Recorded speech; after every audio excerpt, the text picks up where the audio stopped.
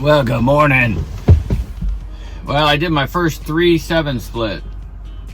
I wasn't really planning on using it so soon, but I had to pick up in Planet Jersey, and I wanted to get the hell out of there. It was raining. I got my rubber yellow, very expensive jacket. A buddy of mine gave it to me. Shout out to Ice. His name's Paul Berg. I've always called him Ice for like iceberg. He was in the Navy with me years ago, and hopefully I'm going to be able to hook up with him and his wife and bring my wife, and we'll meet up in South Carolina at the end of October. But anyway, so the 3/7 split, yeah, it was amazing. I had a kind of a crappy day. I only had 175 miles I could go based on what I needed to do.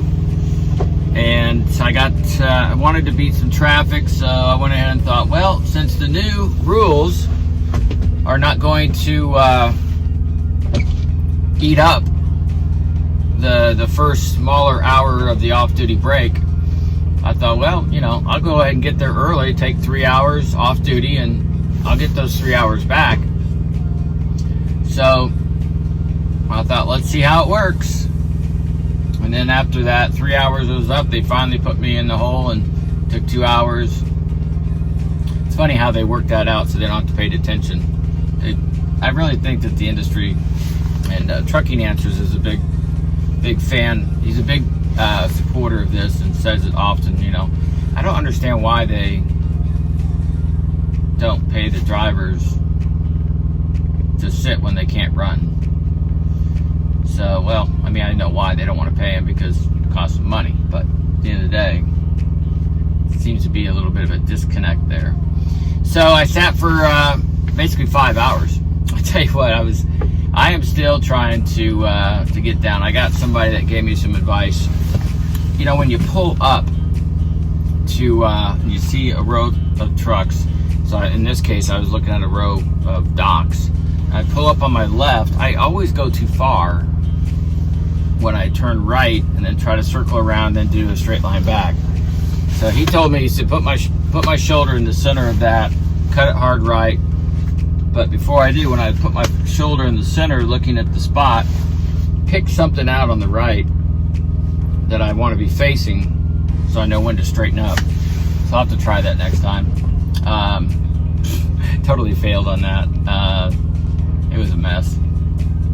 And you know, all drivers like to watch other drivers with their maneuvers. And I was such a hypocrite, because I'm sitting there watching this one guy. I'm like, well, God, it's taking him forever to do. Well, it took me like 4 pull-ups to get straightened out after I messed that up. So and then when I was backing up, the truck next to me honks his horn. It was going back into, you know, when you go in and you have to back into those almost like garages. The entire bay is dark. Once the end of your trailer gets in there, you cannot see anything back there. So I was going back, and I was cutting a little bit close to the truck. It was tight. There was only about, honestly, like 18 inches on each side to work through. So it was tighter than normal. But it was a friendly horn. It wasn't a city horn. It was the air horn, but it was a friendly horn. So I straightened out, went back, and as I was walking by, his window was down. I said, thanks for the extra set of eyes. He goes, no problem. He says, it's tight in here. I said, yeah. So it was cool. So I walked back to check once I got in the dark dungeon of the hole, and the guy goes, well, I'm waving. Can you see me? I go, I can see you now, but I couldn't see you when I'm out in daylight. I go, it's just dark. They need light shining straight down on the driver. I don't have that. So he goes, well, I'll stand here and let you know. I said, well, it looks like it's lined up straight. Do I need to move? He goes, not really. He says, just keep going straight back. All right. I never saw him. All I felt was the bump of the dock. Hopefully he wasn't in between. So they finished, and I pulled out, and then I had to go pick up at IKEA in Planet Jersey. And I was trying to figure out if I should, it wasn't going to be ready until 1700. That's a great place to be, is in Planet Jersey at 5 o'clock in the afternoon. on the turnpike. It was just a lovely day, and it was raining. So it was very congested, and I just did not want to be here. You know how I am about Planet Jersey. So I just kept thinking, just 1 mile at a time. Just take it 1 mile at a time, So I got there. I was heading there, and I called my dispatch. I go, look, the load's not ready. I'm just going to go ahead and, if I don't need to pick it up tonight, I'll just pick it up early in the morning. And then I'll just go ahead and find a place to shut down. He goes, that's fine, you can do that. So just make sure you get there by 7 a.m. So, okay, we'll do. Well, almost 2 hours later, I couldn't find any place to park. I finally found a place to park. And I looked at my clock, and I'm like, uh-oh, I can't do a 10-hour break and get that load there on time. So I go, well, I'll do an 8-2. And I go, well, actually, I sat for 3. Let me see what a 7-3 looks like. Piece of cake. So it was raining really hard when I got up this morning. So I was like, oh, crap. So I got out, dropped my trailer at the IKEA, got soaked. But this jacket works great, man. It's got a hood. Just flip the old hood up. Well, you know what a hood looks like. So it definitely kept me dry, so that was good. The poor guard, he was soaked. He comes out to my truck and he gives me this piece of paper to sign, soaking wet. I'm like, great.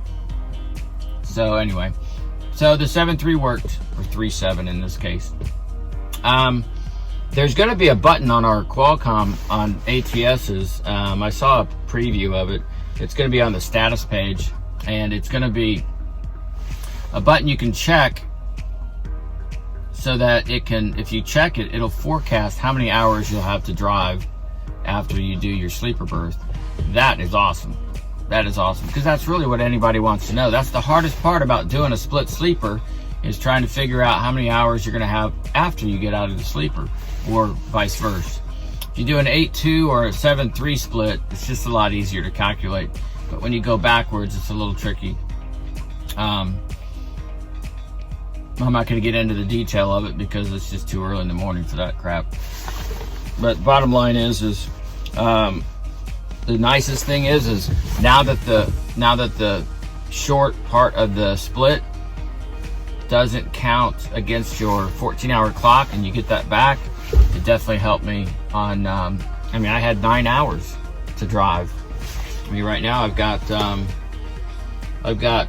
7 hours and 50 minutes left on my 14-hour clock, and I got 7 hours and 6 minutes left to drive, and I don't have to go but probably 100 miles to pick up my next load. So that's when I'll shut down, and I'll probably do a full 10-hour after that. So it's kind of diced up the day, but it's giving me options. And that was the forced, somewhat of a forced 3 hour break. So I think it's going to be interesting to see how this works out. Them giving us the hours back on our 14 is going to be good. But like Mark says at Trucking Answers, they still should be paying us for sitting at the dock. They really should. You got to wait 2 hours, and then if you're like mine was 2 hours. Command. Oh my gosh, my Garmin. I got a new Garmin. I'll have to do a review on exit here. I'll have to do a review on Ray McNally and Garmin at some point. I'm sitting here in the IKEA parking lot. There's a Barney Fife running around, so there's an ATS parked next to me, so we'll see how this works. It's a blind side back in. It's what we got to do, so hopefully it's not raining, because I will get out several times on a blind side. I do start using my side window a little bit, but I just don't want to hit anything. I've already hit enough stuff in the first 3 months of my career, so I'm done with that. I know how it works. I know what it feels like to hit something else more than once. So anyway, just checking in. We're doing well. You guys take care. And I got some video of some of the beautiful upstate New York and video just of some of the changing colors. So that part I did enjoy. Take care.